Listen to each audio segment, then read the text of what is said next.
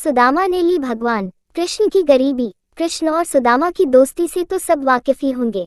अगर किसी को कभी दोस्ती की मिसाल देनी हो तो सबसे पहला नाम कृष्ण सुदामा का ही आता है। कृष्ण का जन्म एक संपन्न परिवार में हुआ था और वही सुदाम एक गरीब ब्राह्मण थे। दोनों में जमीन आसमान का फर्क हुआ करता था, लेकिन फिर भी दोनों की दोस्ती की मिसालें आज भी दी जाती हैं। शास्त्रों में कहा गया है कि सुदाम भी एक समय में बहुत अमीर हुआ करते थे, लेकिन क्या किसी को पता है कि सुदामा गरीब कैसे हुए? पौराणिक कथा के अनुसार एक ब्राह्मणी थी जो बहुत गरीब निर्धन थी। भिक्षा मांगकर जीवन व्यतीत करती थी। एक समय ऐसा आया कि 5 दिन तक उसे भिक्षा नहीं मिली। वह प्रतिदिन पानी पीकर भगवान का नाम लेकर सो जाती थी। 6वें दिन उसे भिक्षा में 2 मुट्ठी चना मिले। कुटिया पे पहुंचते पहुंचते रात हो गई। ब्राह्मणी ने सोचा अब ये चने रात में नहीं खाऊंगी, सुबह भगवान को भोग लगाकर फिर खाऊंगी। यह सोचकर ब्राह्मणी चनों को कपड़े में बांधकर रख दिया और वासुदेव का नाम जपते जपते सो गई। लेकिन कुछ समय बाद कुछ चोर चोरी करने के लिए उसकी कुटिया में आ गए। इधर उधर बहुत ढूंढा, चोरों को कुछ नहीं मिला, लेकिन वे चनों की बंदी पोटली चुराकर ले गए, क्योंकि उनको उस पोटला में सोने के सिक्के लगे। इतने में ब्राह्मणी जाग गई और शोर मचाने लगी। गांव के सारे लोग चोरों को पकड़ने के लिए दौड़े। चोर वे पोटली लेकर भागे।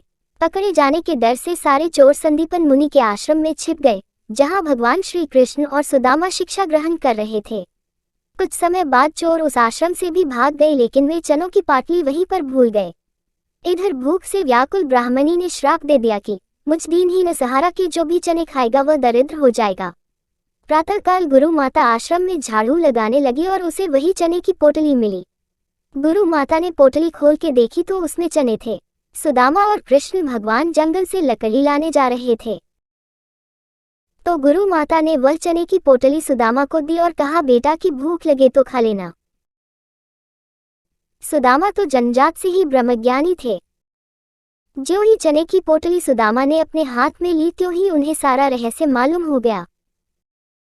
सुदामा जी ने सोचा, गुरु माता ने कहा है यह चने दोनों लोग बराबर बांट के खाना, लेकिन ये चने अगर मैंने श्री कृष्ण को खिला दिए तो सारी सृष्टि दरिद्र हो जाएगी।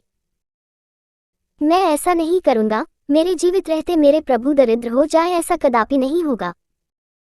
तो इसी बात के डर से सुदामा ने सारे चने खुद खा लिए। दरिद्रता का श्राप सुदामा जी ने स्वयं ले लिया, लेकिन अपने मित्र श्री कृष्ण को एक भी दाना चने का नहीं दिया। ऐसे निभाई सुदामा ने अपनी दोस्ती और खुद बन गए गरीब। दोस्तों, हमारी कहानी अच्छी लगी हो तो चैनल को सब्सक्राइब करके बेल आइकॉन जरूर दबाएं। धन्यवाद।